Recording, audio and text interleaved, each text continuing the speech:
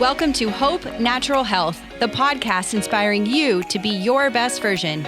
Join me, your host, Dr. Erin, naturopathic doctor, dog mom, cancer survivor, and girl boss weekly as we discuss all things health, hormones, and happiness with a little side of this thing called life.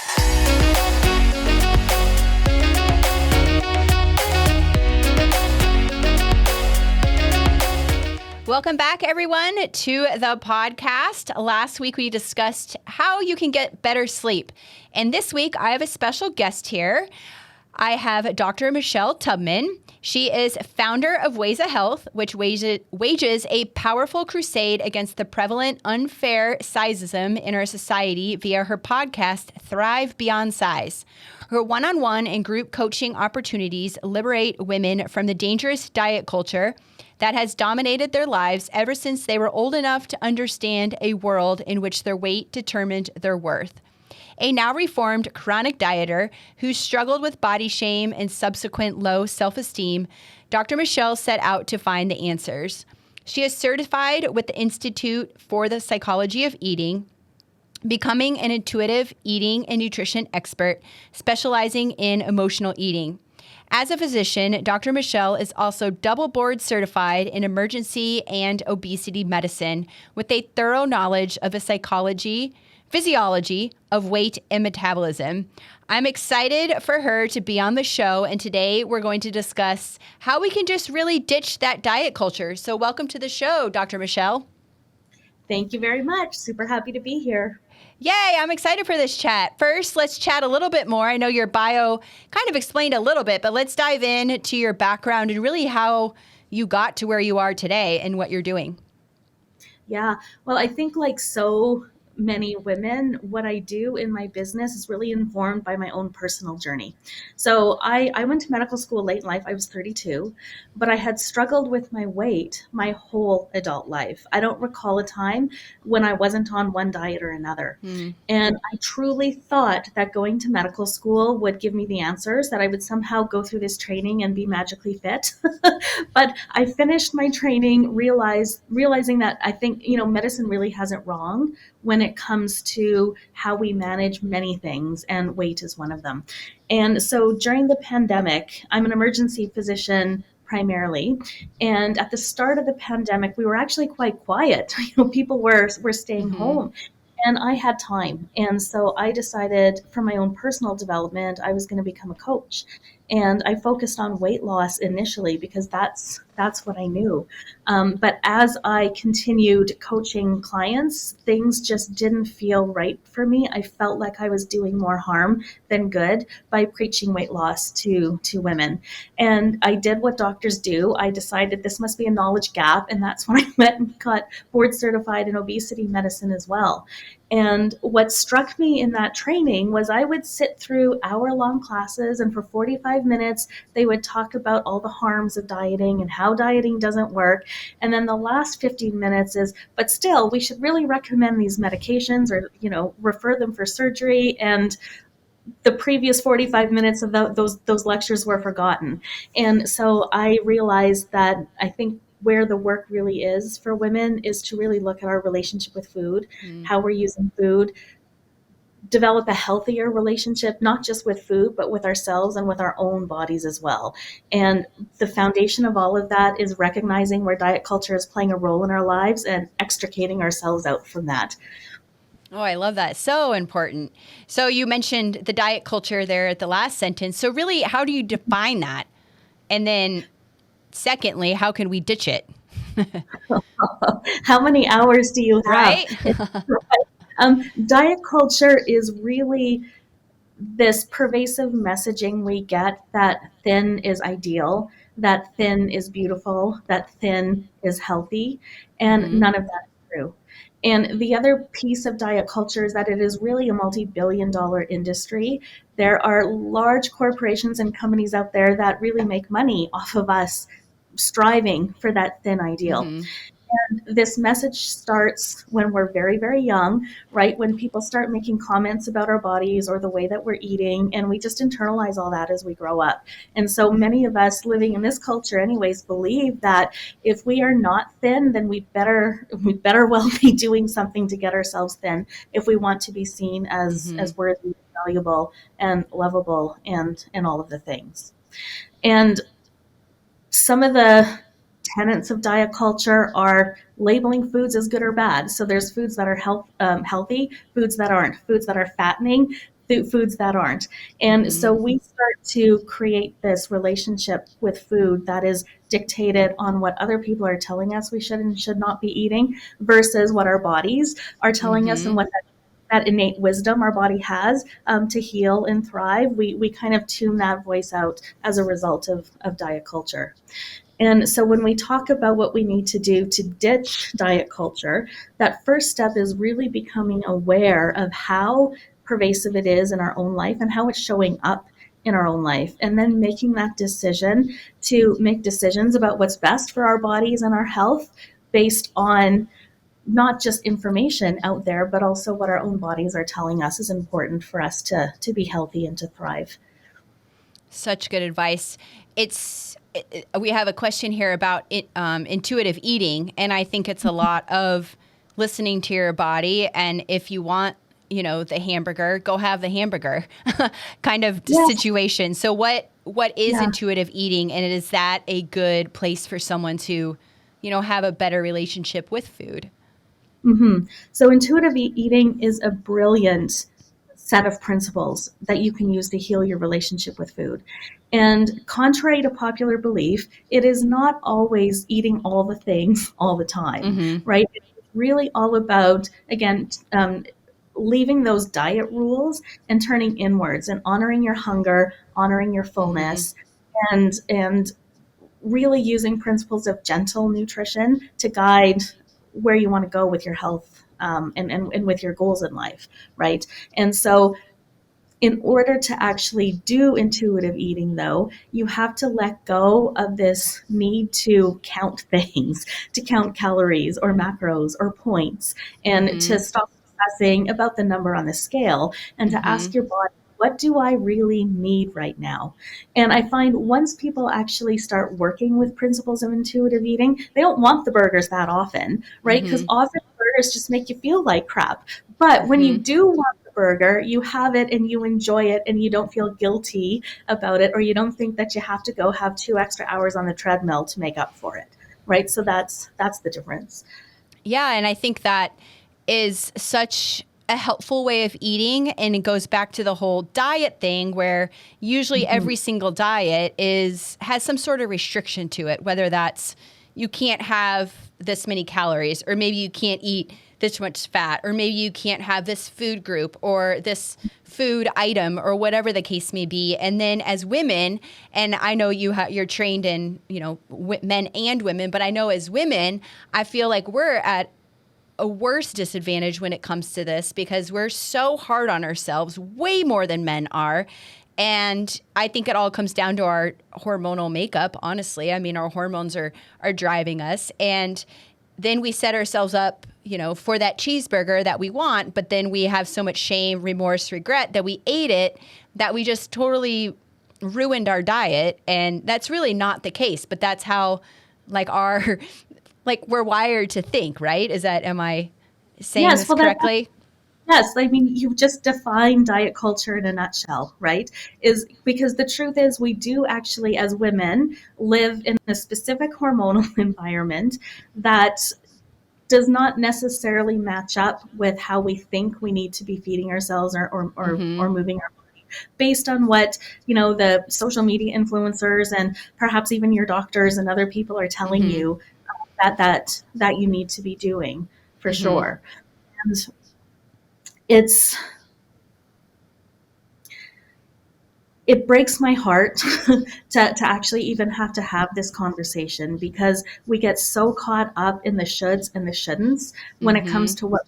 what we need to eat. And the irony is that the more we follow all of these rules, the worse our health actually gets, because these rules work against what our hormones are trying to do for us, Mm-hmm. and they work against our metabolism and all of the other systems in our body. And so the biggest irony of dieting in general is that it's often the act of dieting that causes us to have the problems with the weight in the first place.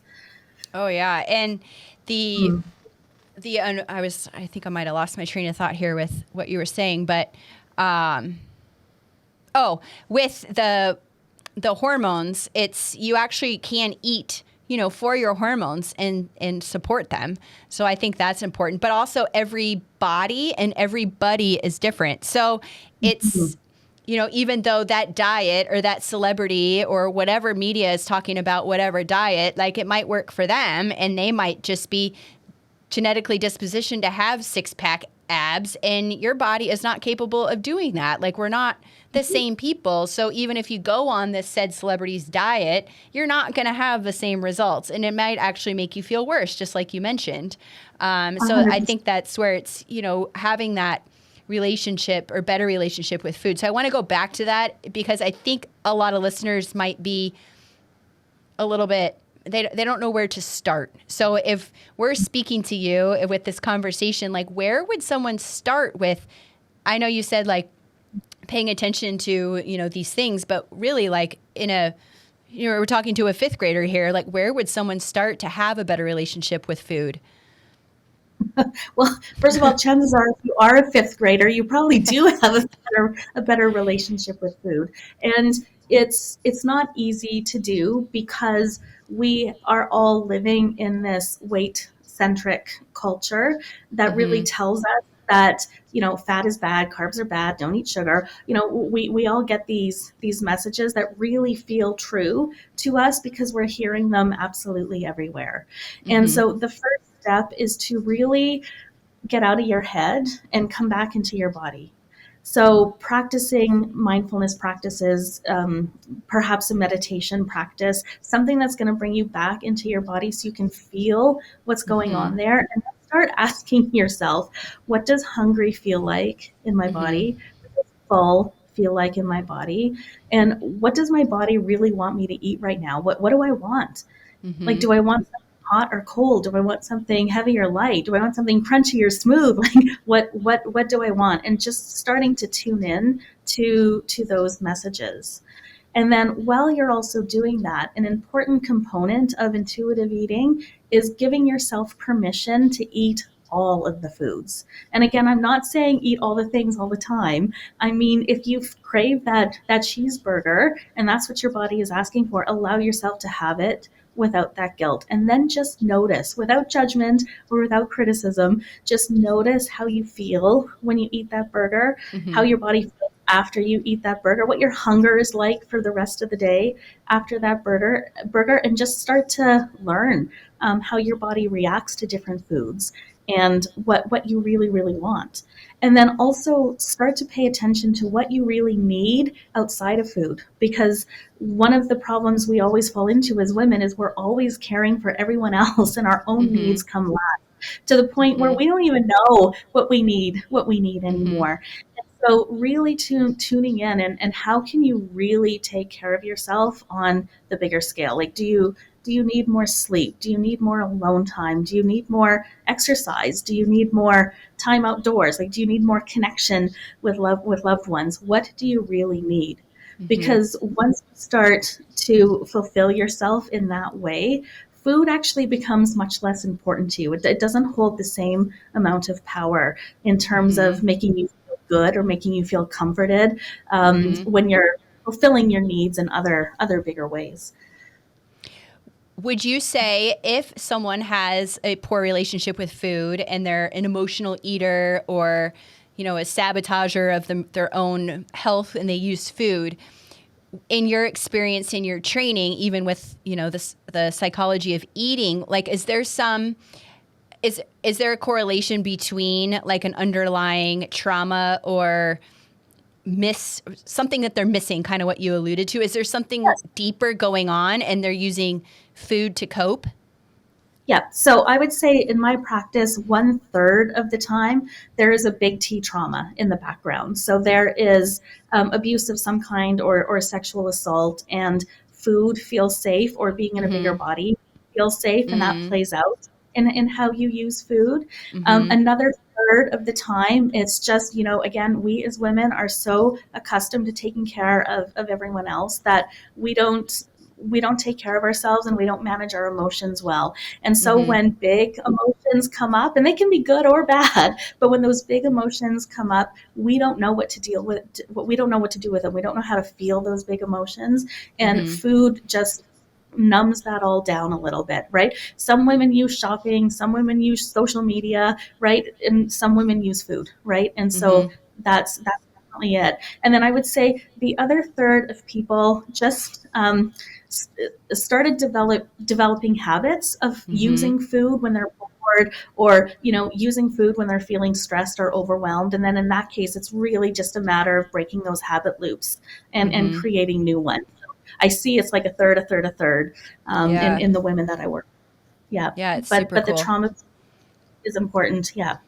Yeah. And Yeah. then are you able to help them through that on your own, or is that on a deeper scale where they need, a therapist or a psychologist or something like that to help them? Yeah, so it depends. I am trauma informed, but I'm not a Mm-hmm. trauma specific counselor. So if women come to me and they have unprocessed trauma, like it's happened on occasion that this is the first time people have ever spoken about, abuse that might have happened. In Mm-hmm. that case, I actually refer them on to a trauma therapist first before we work together. But otherwise, if it's something that they've done some work on before, coaching is actually the Mm-hmm. perfect container. Yeah. And specifically using your relationship with food to work through that is really highly effective. Yeah. Awesome. So let's talk a little bit more about dieting because it's everywhere. Do this, do this, don't eat like this, try this, Mm-hmm. keto, whole 30, blah, blah, blah, all of them. So really, when you're in your training with the obesity medicine, like how harmful can dieting really be? And it might, and I don't think it's harmful like right now, but I think it's more long term. And not It just is. physically, but I think also emotionally as well. So can you touch on really the downside of dieting? So first, I want to say pretty much every diet out there works for somebody. Right? You mentioned before that everybody is not the same. There is a diet out there that works for somebody. Every Mm-hmm. study we've ever done shows in the short term people can lose weight. But what we know definitively from the science that within 3 to 5 years, 95 to 98% of people will gain all of that weight back, and a third of those people will gain even more. And Mm-hmm. why that's harmful is weight cycling or yo yo dieting is correlated with all of the diseases that we normally associate with being overweight, diabetes, heart disease, etc. It's Mm-hmm. much more like it's more strongly associated with that yo-yo dieting than it is with just being at a bigger body. And so when Mm-hmm. you're doing that up and down chronic dieting, you're actually causing harm physically in that way. And we also know that your metabolism never really fully recovers. So each time you go through that cycling, your metabolism slows down just a little bit more, and so it becomes even more difficult to get your weight set point to a lower point. So it actually negates itself Yeah. the more cycles you continue doing. But even worse than that, because diets are destined to fail in this way, they make you feel like crap about yourself because you try and you fail and you try and you fail and you begin to think you're broken and you feel lots of shame around Mm-hmm. trying and failing, so many times and wondering what the heck's wrong with your body.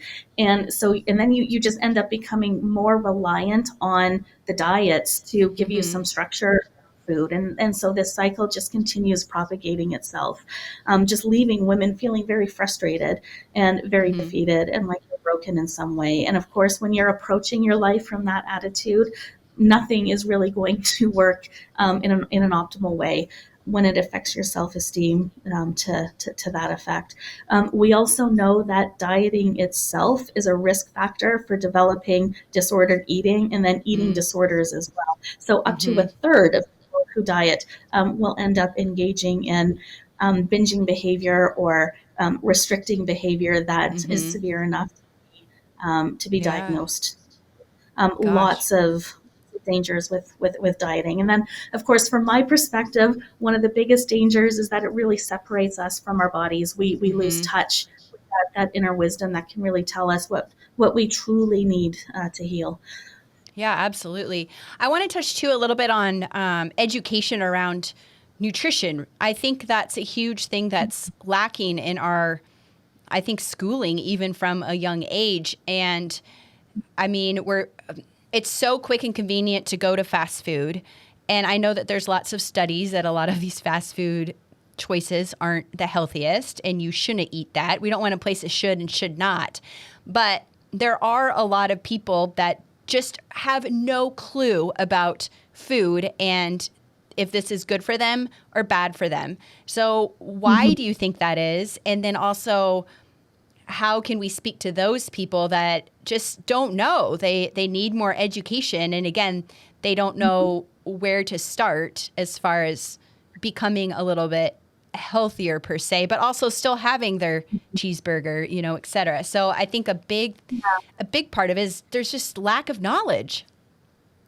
There is lack of knowledge, and to be honest, I think I had maybe 5 minutes, if that, of nutrition Mm-hmm. education in medical school, right? Yeah, And even doing the obesity board exams, there's nothing on that's nutrition, right? insane. So there there is That's a huge insane, lack of knowledge. It's just not the average person. It's us right? physicians. We just don't get this education, and it's really difficult to be a person trying to figure out knowledge around nutrition because there is so much information everywhere, and it's like one week we're told eggs are bad, and then the next week we're told eggs are good, right? And so like you can't even make judgments, reading the news or reading papers. And part of the problem also is, the food industry is a really, really big one, and there's not a lot of regulation around advertisement around food. And so Mm-hmm. it's really difficult to know. So if you want a general guideline, if you go to the grocery store and do your shopping around the perimeter rather than down the Mm-hmm. aisles, it's the perimeter where the healthier stuff is. And that's where you want the bulk of your eating to come from. So, to go back to the fast food, there is a place for all of that in our Mm-hmm. diet. There is a difference between having, fast food every once in a while Mm-hmm. versus having your diet primarily based. And so rather than trying to gain knowledge because it's changing all the time and it's hard to find trusted, sources of Right. information, it's a tune into your body. How do you feel after a meal at a fast food restaurant versus Mm-hmm. how do you feel when you cook something for yourself at home? Mm-hmm. And what are your energy levels like? How are you sleeping? How's your mood? How does your Mm-hmm. tummy feel? How are your bowels moving with different foods, and learn what works for you?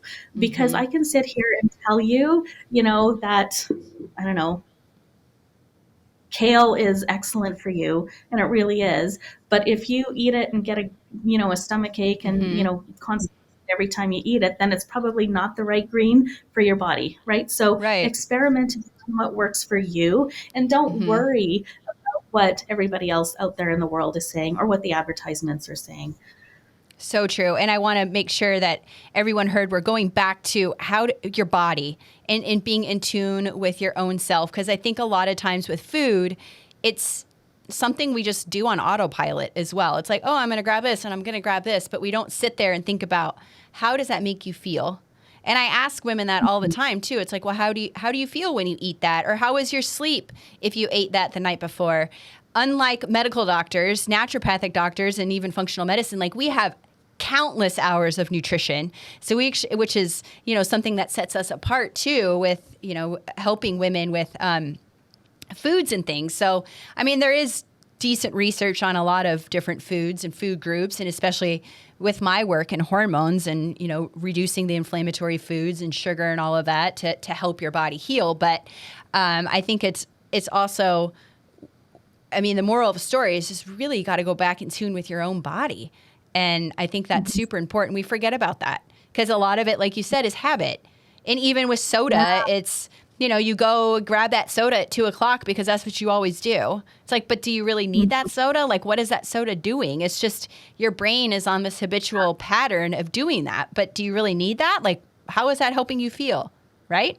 Right. Well, and the flip side is because you might be in the habit of grabbing that soda because you need an energy boost at 3:00 in the afternoon. Yep. And the question is, what are you doing for the rest of the day and your morning and the night before that's contributing to you needing that energy boost, right? And how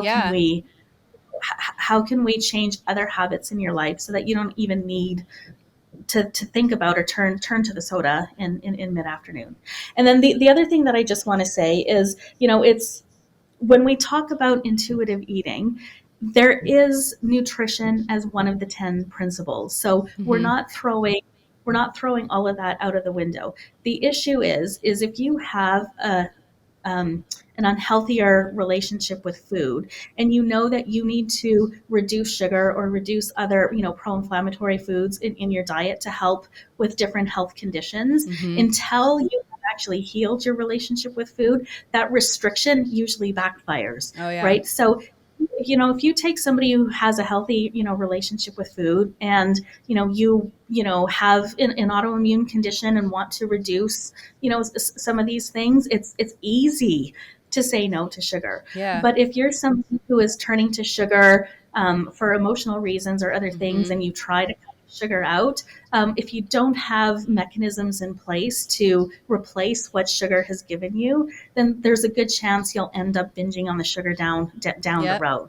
And so that's where intuitive eating can play a role, because we can bring you to the place where you can make the decisions that you need to around food to support whatever health goals you might have, if that makes sense.